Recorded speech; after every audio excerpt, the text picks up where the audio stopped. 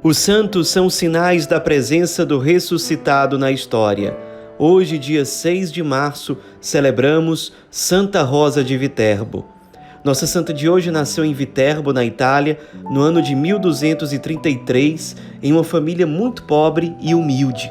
Desde criança, Santa Rosa ela mostrava ter dons místicos extraordinários. Aos 3 anos, por exemplo, de idade, se conta que ela curou uma tia que estava morta, ou seja, a tia, na verdade, ressuscitou. Vários milagres e sinais extraordinários fizeram parte da infância dela. Com 7 anos de idade, ela ficou gravemente enferma e ela recebeu uma visita de Nossa Senhora que a curou e, a partir desse momento, começou a inspirar no coração dela sentimentos de consagração conforme o carisma franciscano. Ela, a partir de então, passou a andar com o hábito franciscano, que havia sido preparado por uma tia dela. Ela, desde essa época, já tinha o sonho de se tornar uma irmã Clarissa. Ela chegou a ter uma visão do Cristo com o coração em chamas e ela, a partir de então, passou a ter ainda mais desejo de se santificar, de evangelizar. Mesmo criança, ela evangelizava, pregava. Com 12 anos de idade, por exemplo, ela costumava subir em cima de pedras, degraus, qualquer coisa que permitisse que ela ficasse mais alto para ela fazer pregações para as pessoas.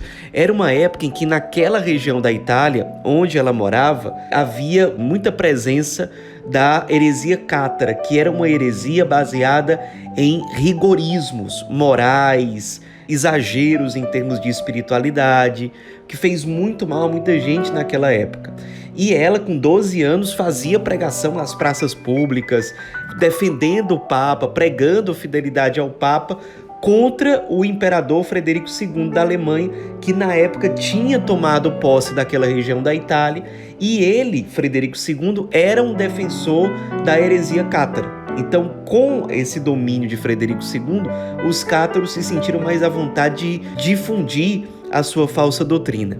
Ela, com 12 anos, acabou se tornando uma ameaça aos cátaros, não só por conta dessas pregações incessantes e inflamadas que ela fazia, mas também porque essas pregações costumavam ser acompanhadas de milagres, de pessoas que recebiam curas extraordinárias. Então, aquilo que ela falava, embora ela fosse uma menina muito jovem, tinha uma força, uma autoridade muito grande por conta dos prodígios e dos sinais que Deus mostrava através da vida daquela menina. Ela, por ser uma ameaça aos cátaros, acabou sendo muito perseguida, gente que tinha muito poder, muita influência ali naquela região. Ela acabou sendo exilada da cidade, foi morar na cidade de Soriano, junto com os seus pais, mas ela passou pouco tempo nesse exílio. Aliás, por onde ela ia exilada, ela continuava fazendo suas pregações, sua evangelização, tendo uma intensa vida espiritual, e o exílio dela durou muito pouco tempo. Ela chegou a profetizar a morte do imperador Frederico II e, de fato, 2 dias depois que ela fez essa profecia, o imperador morreu e a influência dos cátaros diminuiu muito na região, porque a falta do imperador fez com que o movimento cátaro ficasse muito enfraquecido. Então ela tomou a decisão de voltar a Viterbo. No meio do caminho ela chegou a parar numa cidade fazendo pregações, combatendo falsas doutrinas. Conta-se que ela inclusive enfrentou uma mulher que dizia que era bruxa numa cidade. Ela era muito corajosa, embora fosse muito nova. E ao chegar a Viterbo, ela foi acolhida de modo triunfal. As pessoas estavam muito felizes com o retorno dela. Ela era muito querida na cidade de Viterbo e ela continuou nutrindo no coração dela o desejo de se tornar Clarissa. Até então ela não podia, porque ela ainda era muito nova. Com 16 anos de idade que aí sim já era permitido que ela entrasse no convento, ela se apresentou. Porém, era uma prática na época que a jovem apresentasse algum dote para que aquele dote fosse entregue para a congregação e a congregação, a ordem religiosa, acolhesse aquela jovem. Era uma forma da congregação ter certeza de que iria conseguir manter aquela jovem vocacionada ali dentro. Isso era muito comum naquela época. Como a família dela era muito pobre e ela mesma, Santa Rosa, não tinha nada em termos de meios materiais, ela acabou não sendo aceita entre as irmãs clarissas. Continuou andando com o hábito franciscano, ela era considerada membro da Ordem Terceira Franciscana, mas ela ficou realmente muito triste por conta disso. Porém, ela profetizou que depois da morte dela, ela iria ser aceita entre as irmãs clarissas. E foi isso mesmo que aconteceu. Ela morreu ainda muito nova, com apenas 18 anos de idade, no dia 6 de março de 1253.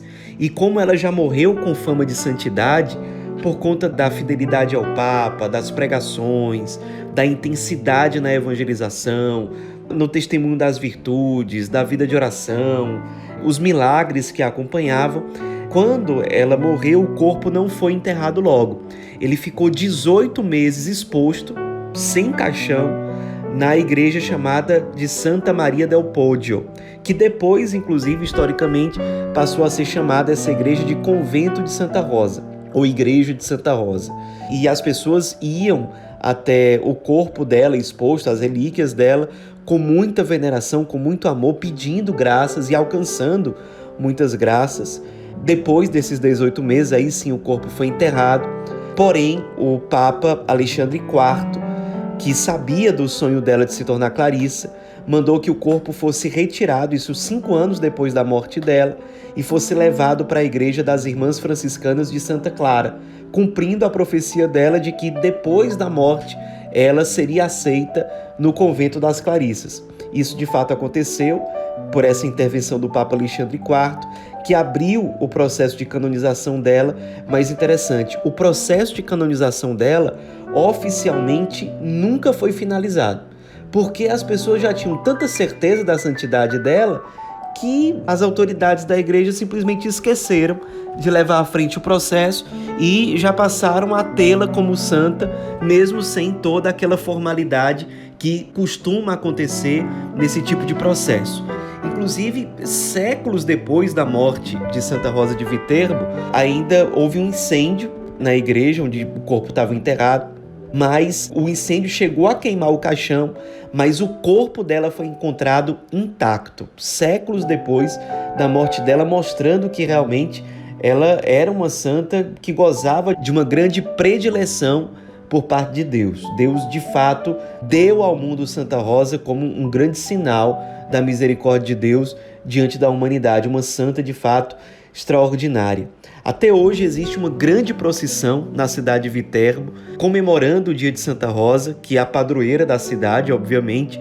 No Brasil, existe uma devoção a Santa Rosa de Viterbo, considerando-a como a padroeira dos jovens franciscanos seculares. Ela, que acabou se tornando uma franciscana secular, é a padroeira dos jovens franciscanos seculares no Brasil.